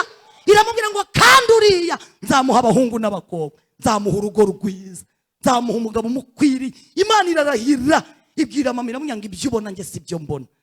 Hariya ni inzira yo kugira ngo muhamagare. Imana iteye ubwoba. Ubwo buzima mama araza abika ifoto n'amasezerano. 14 njya kuba umugore wa kabiri hari Kabuga mu rugo rufite sida, naho mavangwa na polisi banjyana CH barondora basanga nta sida irimo mu maraso, nabugingo n'ubu nta sida ndwaye. Haleluya. Imana irindi jambo yavuganye na mama. 15 nkubitana n'inga yanjye ariwe tubana mugabo wanjye, dukubitana tubyina umuziki mu kimasuro cyaho bita muri Top Chief, turaceza turamanuka turazamuka. Aho rero niho yambwira ko yampofotse. Hanyuma niho namusuye abanteye inda y'umwana wacu w'imfura. Hanyuma rero Marine inteye inda sanga iba munsi y'ikiraro cya Nyabugogo. Aho yanteye inda yari yarahatiye, aho yantereye inda ntago hari we, yabaga mu Kikangaga agafurira muri Yanza, akirirwa yapokese mu muhanda yitwaje rugabirebira 8. Twabitaga abastari muri icyo gihe cyacu, ari umustari mu muhanda ariko utagiriye aryama. Iki gihugu gifite abahungu bagenda na telefone zapfuye. Iki gihugu gifite abahungu birirwa bazenguruka imihanda bapokese ipano zenda gutaka batagira aho barara. Mwabakobwa bari hano mwitonde. Ubuzima bwanjye rero babufashwe n'umustari gutyo, ariko Yesu ndamubashimiye kuko yaje kumamagara. Yamamagaye rero uwo muhungu yaranshatse kuko ashaka imbobo ngenzi ze zaregeranyije, harimo n'abari aba Pastor Theogene watabarutse. Uriya yari imbobo mu ngenzi wacu aranya Bugogo, yanayoboraga mu mbobo, niyo mpamvu yanaje no kuba pastor. Hanyuma rero buriya mo hari abarimo abayobozi, niyo mpamvu Imana imuhamagara mukumva ngo Imana yamugize uyu, ntabwo biba bitunguye Imana, hari ikimana baramutoreje. Pastor Theogene rero buriya ari mu bantu bakorodinga imbobo zigomba kudutera inkunga. Badutera inkunga kugira ngo Papa Faba ashaka umugabo wanjye, baramutera inkunga bamushakira akazi k'ibihumbi 5 amezi 2, bamushakira udusafari n'udusahane, baza no kunshingira. Baje kunshingira ubukwe bw'imbobo buraba, bazana urumogi na kanyanga resto busiraba. Barambya ngo tugusiziye imbobo, turamugusiziye iniga yawe, ntuzayiteza ababire n'amatafu n'amageni Imana, ngo wongere usambane, uzayikunde kandi uyibarire Imana. Barambya ngo nujye uyiburana kawunga n'ibirayi Imana, ujye udusanga imihanda tugukoma imyotsi usinzira Imana. Niyo nkuru naharaye mu ijoro ryo kuwa 4, kuwa 5 ndahirirwa, kuwa 6 ndabyara. Hanyuma rero uwo muhungu namubyariye ku Muhima, mubyara nta kigoma nta gitenge, mubyara nta mitiweli. Igitenge nambaye banzaniye Marine zari zicyanuye gitoze, kigoma bazanye naho bayanuye, isarubeti yambaye niyo banuye. Barambya ati twabyaye Mana, imbobo ziyongereye mu gihugu. Umuhima baruzura, Marine za Gogosi ziruzura. Abaganga babura uko babigenza, bahita babaca 15 bati mugende muzane 15 mutwara imbobo yanyu. Baragenda barayihiga, baratubura, bariba, barayazana. Njya mbona ukuntu tutarundarundana mu matorero, tutarundarundana abantu tubana mu nzu y'Imana. Hariya hanze mu mbobo, imbobo icoma umwotsi gutya, igafata urumogi igashyira mu mwotsi umwe, ikahereza abagenzi be nka 5 kuri uwo mwotsi ngo bashyize bajye swingi. Niba uri umunyamasengesho kuki udashobora kubisiga n'abandi ngo bakurure mu masengesho? Niba Imana iguhamagaye hari ibiri muri wowe, kuki udashobora kubitoza n'abandi muri twebwe? Kandi imbobo zirwa zitozanya ku urumogi. Ndashima Imana yampamagaye kuko ngeze muri urwo rugo maze kubyara, bangi baramanuka n'amaguru, bamanuka baserebura uriya Muhima, bateruye umwana wabo baserebura bati Imana imbobo ziyongereye Gogosi, imbobo ziyongere. Nari nongereye imbobo, bangeza mu rugo, baragenda bagura inyama za 200 zo ku masani, baraza batogosa isosi barama, bazana urumogi na kanyanga barampemba. Umwana wabo nabo bakajya bamuhumura umugi, bakarujundika mu kanwa, bakaruha mu mazuru ye, bari kumwakira mu muryango mugari w'imbobo. Nuko Fabrice yakiriwe, bamaze kumwuzuza umwotsi, umwana ari kurerembura, barambwira ati tugiye kumwita. Nibo bamwisa amazina, bamwita Imana niyo nkuru. Baravanga Imana niyo nkuru zabaho Mana, Imana niyo nkuru zakurana banyu ko barakuze. barambwira ngo tukwise Imana niyo nkuru Irene Fabrice nuko yitwa. Hanyuma rero muri iyo minsi mike nananiye wa mugabo, ndi kugenda uko nakijijwe, ndi kugera uko nakijijwe ngo senge. Naje gukizwa nananiye wa mugabo, namunaniye imyaka 2. Umugeri n'ingumi bivuga, leta yarumiwe, baramfunze biranga, ubuyobozi bw'umurenge bwarumiwe hariya mu Gatata, nkubita umugabo nk'umwica, mubagisha amateremusi nkamubagisha ibyuma, inzembe nzigendana. Umwana we sinigeze nonsa umwana we, najyaga no gusa amazi nkashyira muri urumogi nkahereza umwana. Fabrice yakujijwe n'amazi yuzuye urumogi, sinigeze nonsa umwana, sinigeze muheka uwo mwana wanjye wifura. Najyaga mukubita amazi amuri mu rumogi, nkakora icyo kumukarabya, ubundi nkamuhirika hariya mu buriri, yarira atarira, agasinzizwa n'agahinda. Kubera ubuzima butagira ubumuntu nakuriyemo bwo munsi y'ibiraro, nabureresheje umwana wanjye. Hanyuma Yesu yaje kumamagara amazi imyaka 2, nkubita umugabo, nkubita abana, nkubita umwana, nkubita abaturanyi, mbaga abantu. Ntabwo najyaga ndwana n'umuntu ngo dukubitane ingumi n'umugeri hoya. Iyo ntabaga mfite icyuma ngo nkubage mbona amaraso avuye, narakurumaga inyama nkayicira. Nari mubi cyane, ariko Yesu ahamagara ababi nkatwe, arandobanura nanjye. Ndabyibuka ijoro yamamagayemo, umugabo yari yanyirukanye tumaranye imyaka 2, arambwira ati umwana amenye kugenda no kuvuga, igendere va hangaha, ndabona naniwe kandi nutahava ngenda genda. Mu gitondo nabyuka arakara baragenda, numva ijwi riramamagaye ngo mu gitondo uze tugende mu nzu yanjye. Ndemera nza mu nzu y'Imana, ngeze mu itorero sanga harimo baba mama basenganye na mama, batanya kuvuga ngo umutware, uko bavuga nkumva ndaruhuka. Mu nzu y'Imana harimo ibiruhura, abari mu nzu y'Imana haleluya. Mu nzu y'Imana habonekamo ibiruhura. Niho Imana ikubwira ngo nkukijije icyuma gifite ikimenyetso nk'uko Imana itubwiye. Niho Imana ikwereka abo yabikijije harimo Yosefu. Niho Imana ivuganira n'abantu bayo. Mu nzu y'Imana ni heza, abari mu nzu y'Imana haleluya. Nageze mu nzu y'Imana kandi kuva nakwinjamo 2008 kugeza uyu munsi nukuri sindicuza ko ndi mu nzu y'Imana. Imana yampamagaye icyo 2008, mpamagara mu babyeyi, nsanga n'iterano ry'abagore mama yasengeyemo ngo Imana yavuganiyemo nawe, ibirampamagaye. Uwo munsi nyita umwana wayo, irambwira ngo umwana wanjye ndakubyaye, kandi iramya ngo nkubyaye nk'umwana uje gukora iwabo. Iranterura intereka ku mama pasteur, umukozi w'Imana intereka ku bibero by'umama pasteur. Imana yambwira ngo nderera, kuko ugiye kurerera isi, ugiye kurerera igihugu, kandi ugiye kurerera amatorero n'amadini. Haleluya.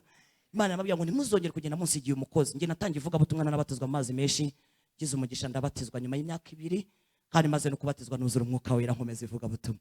Haleluya. Kandi kuva nakora muri iyi ministeri nkoramo yo gukorera Imana, nayise ministeri haleluya, ni ikigo nderabuzima. Hano dukora mu kigo nderabuzima nderabugingo, dukora muri presidence y'Imana, turi abantu bakora muri presidence y'Imana. Kuva nakora muri presidence y'Imana ntacyo ndayibura. Umunsi kuwundi Imana igenda ihindura amateka n'ubuzima. Dusenga Imana. Imana yankoreye ikintu gikomeye, irambwira ngo nzaguhamagarira umugabo. Umugabo yaramuhamagaye, maze imyaka 10 nyijijwe, kuko muri 2 maze guhamagarwa umugabo namwise umutware, anjyana kunsaba, ajyana kunywa.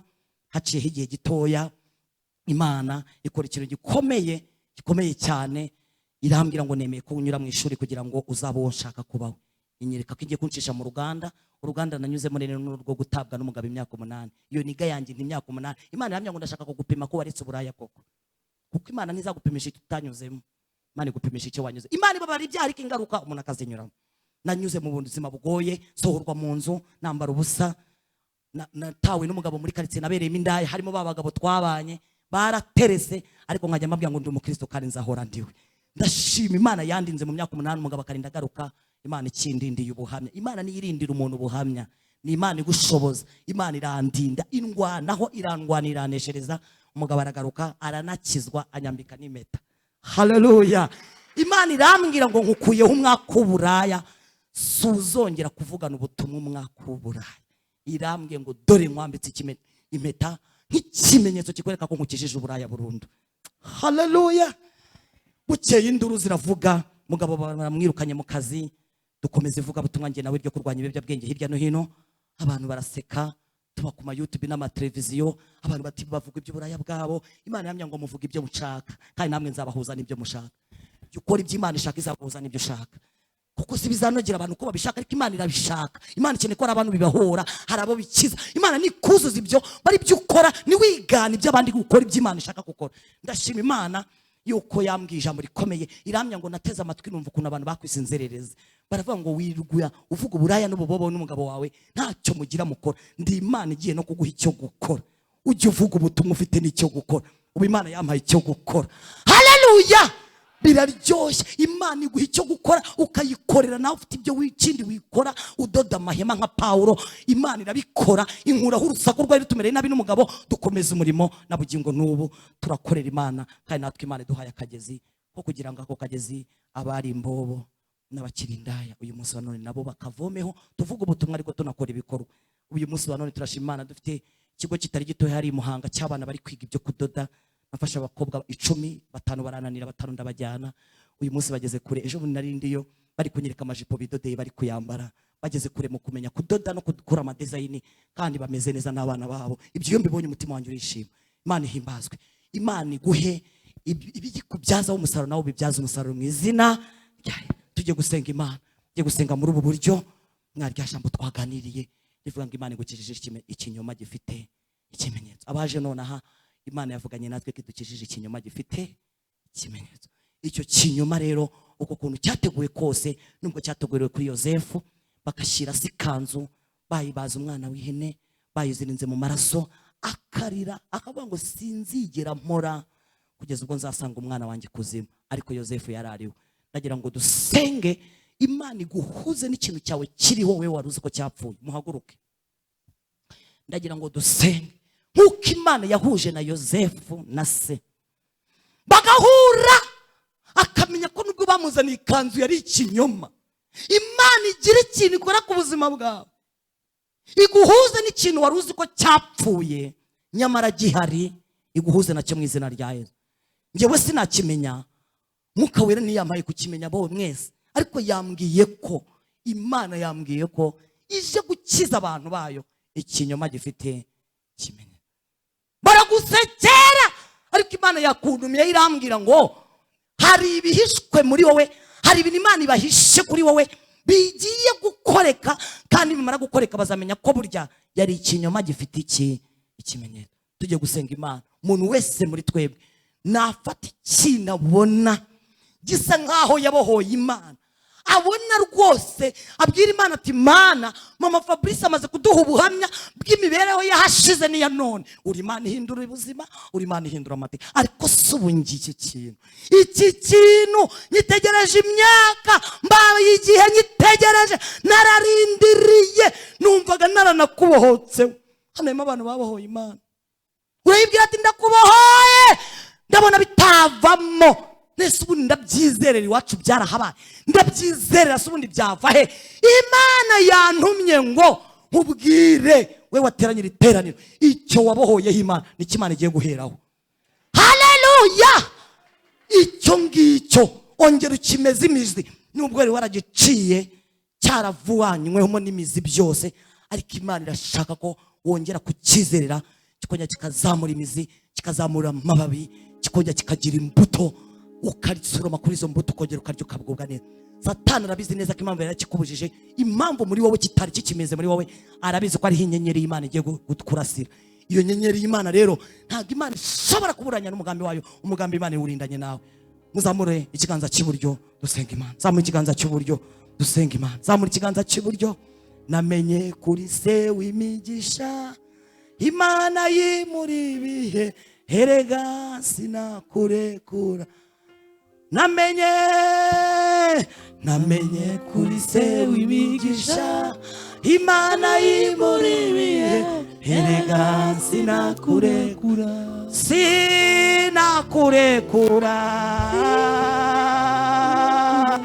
Herega sinakurekura.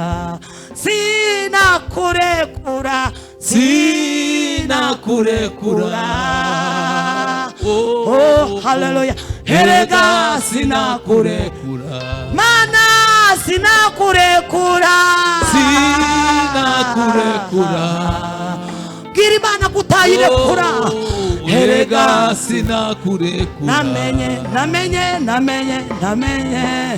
Namenye kuri se w'imigisha, Imana yimuri ibihe, herega sinakurekura. Mana, turi imbere y'amaso yawe, turabimenye ko uri se w'imigisha.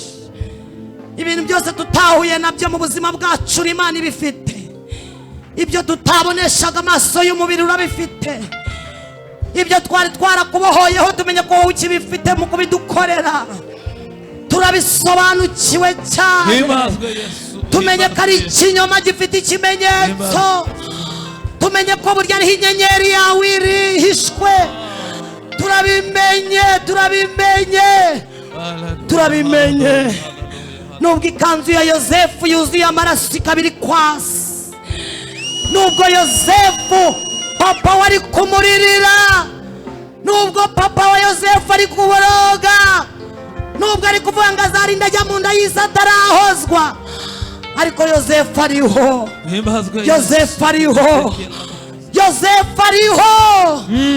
Tola sandomenegerfo witopewa ya zenema shalo benegerfo. Yosefu ariho, Yosefu ariho, Yosefu ariho. Kandi agiye guhura na bene se. Yosefu agiye guhura na se. Yosefu agiye guhura na se ari mu masezerano. Yosefu agiye guhura na bene se, amasezerano arasohoye. Yosefu agiye guhura na bene se ari uw'umumaro. Yosefu agiye guhura na bene se ari uw'umumaro. Yosefu agiye guhura na bene se ari uw'umumaro. Yosefu agiye kugirira umuryango umumaro. Yosefu agiye kugirira igihugu umumaro. Yosefu agiye kuba premier minister. Yosefu agiye guhura n'Imana. Nubwo yari yasukumye, nubwo yari yihebye, nubwo byari byamuyobeye Yosefu, watubwiye ijambo rikomeye ry'ibyahishuwe. Watubwiye ko uyu muntu ashatse kutugirira nabi, uko niko akwiye kwicwa, ngo kandi umuriro utuva mu kanwa wotsa abanzi bacu. Dawidi yabivuze neza, aravuga ngo unyereke ikimenyetso cy'ibyiza, unyereke ikimenyetso cy'ibyiza. Yosefu ariho. Dawidi aravuga ngo unyereke ikimenyetso cy'ibyiza gituma abanzi banjye bakireba bamware. Haleluya. Dawidi aravuga ngo Uwiteka urakoze kuntabaye ukamara umubabaro. Abantu Imana imaze umubabaro. Haleluya. Imana ishimwe ko hari abantu Imana imaze umubabaro. Harimo abantu binjiye mu itorero barira, harimo abantu bafite ibintu bari barabohoye Imana, harimo abantu bafite ibintu babonaga bitabaho, harimo abumvaga byararangiye, ariko turagushimiye ko iri teraniro habonetse ubutabazi. Iri teraniro uje kuriramirisha ubutabazi, iri torero riramirishije ubutabazi. Haleluya, haleluya. Umushumba uramuramiye, umushumba uramuramiye, umushumba uramuramiye. Urakoze Mana kuramiye umushumba wacu kandi ukamukiza ikinyoma gifite ikimenyetso. Urakoze kumuramiye. Jambo rirambwiye ngo bazaterana, ariko si Imana izabibateranije, kandi uzabatatinyiriza mu nzira. Turamusengeye umushumba wacu Mana, turamusengeye. Wambwiye ngo ni umukobwa ukundwa nawe. Haleluya. Muririmbyi yaririmbye aravuga ngo ntabwo uzaduta kandi ntuzaturekura. Urakoze kubw'icyubahiro cyawe ko gitwikiriye umushumba. Urakoze ko icyubahiro cyawe gitwikirije umubyeyi wacu. Urakoze kumwiyubahishirijeho, urakoze kumuramiye, urakoze kumurwaniriye, urakoze kumuneshereje. Urambwiye ngo umwunguye ubundi bwenge. Oh la la la la la la. Hela tota la zalome. Shalom enegefo. Hanotika. Sansomanema. Hebone bone sika. Wedozene maifai. He tutala bone. Hene taigeri bon. Shalom de menega. Chado de dobewai. Heto taigenma. Halone maisika. Urara bayavo. Wanezenengai. Wajedezenema. Wazedovevwa isi. Wadududu waini. Wanemenefa. Wadusuye. Watugendereye.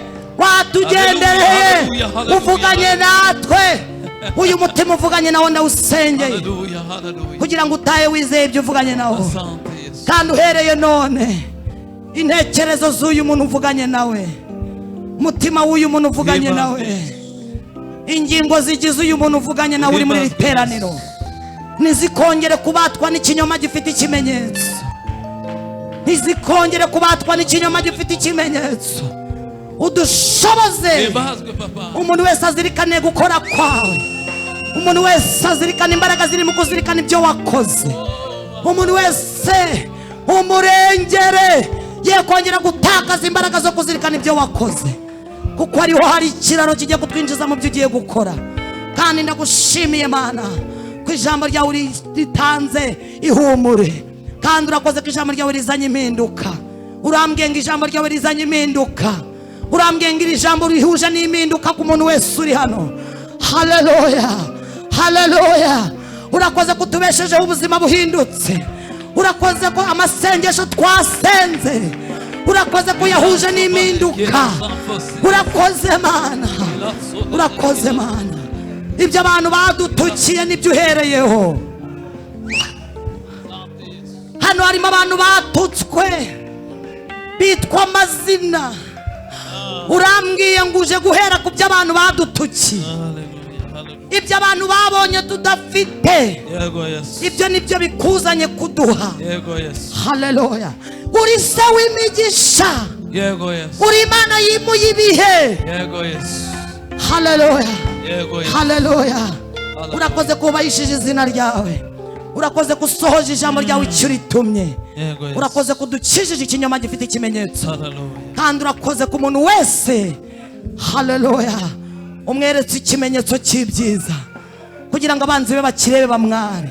Dawidi aravuga ngo urakoze ko untabaye ukamara umubabaro. Abantu maze umubabaro turagushimiye, abantu maze uri Imana ijya yibasira imibabaro, uri Imana igikora ku mibabaro, uri Imana ifatira imyanzuro imibabaro, uri Imana ikora ibitarondora. Hedomene shandole guys, icyo witumye gukora nela awayisika nta wagukoma mu nkokora. Urakoze ko hari abinjiranye amarira ahangaha ariko batashye baseka.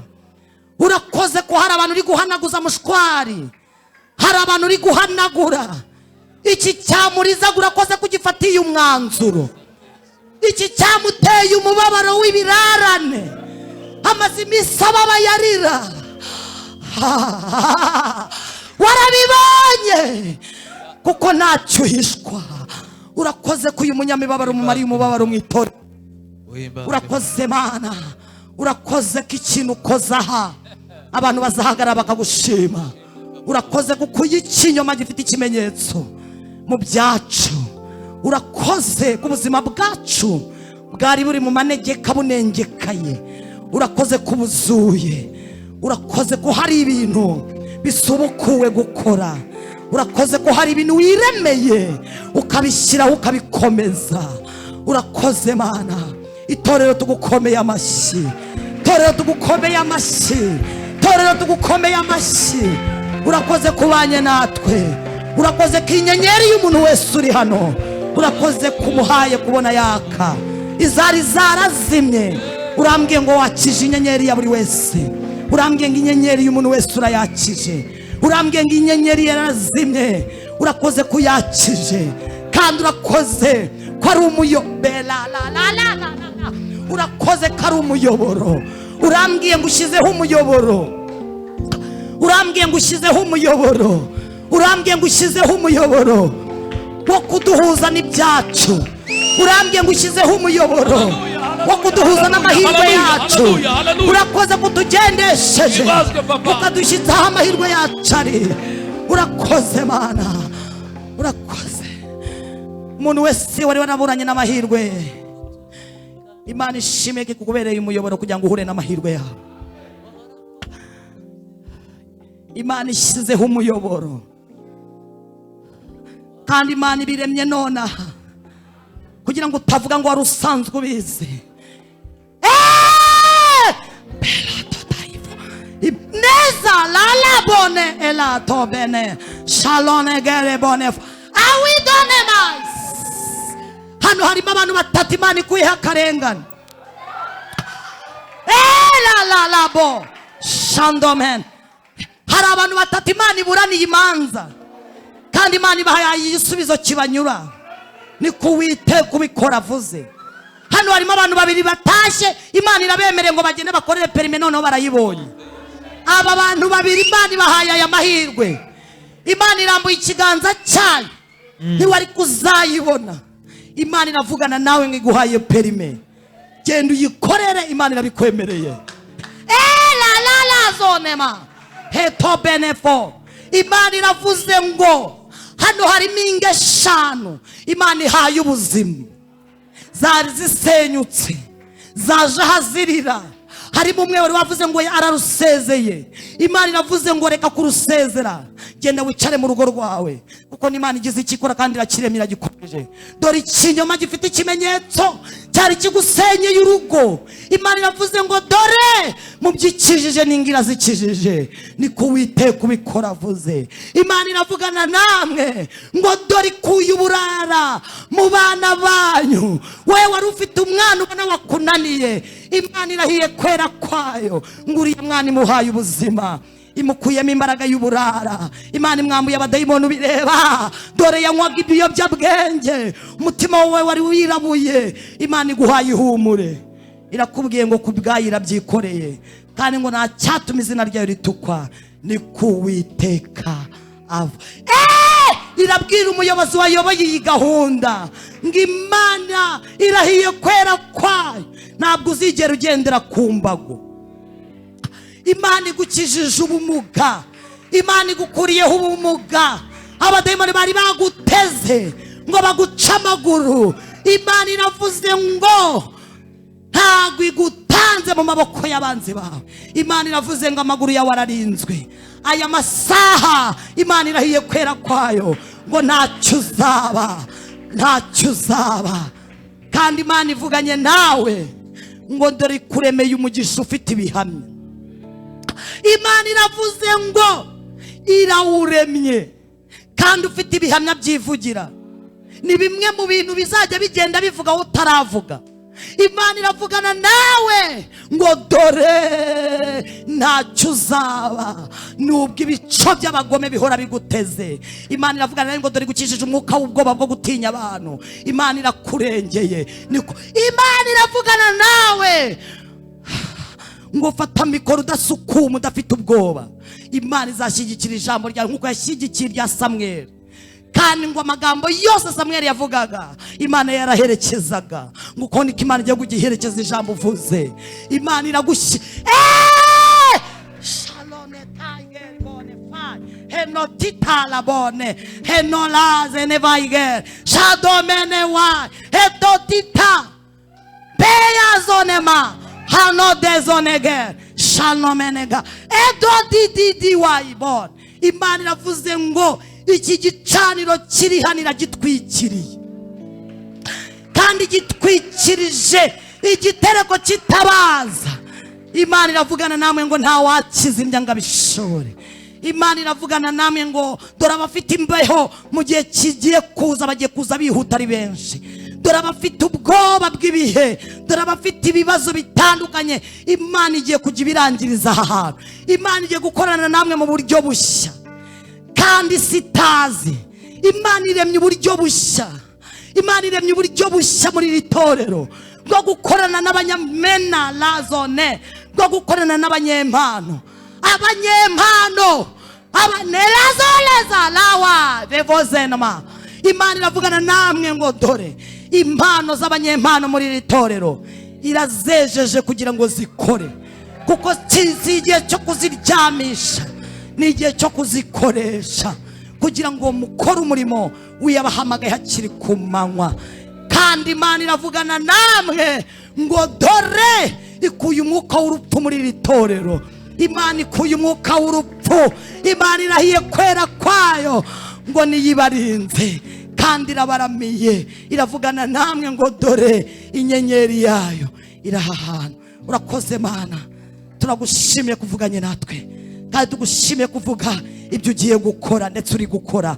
Tugukomeye amashyi kubw'ibiri gukora, tukuvugirije impundu. Uri Imana yari iri kumwe natwe kandi irakomeza kubana natwe. mu izina rya Yesu, amen.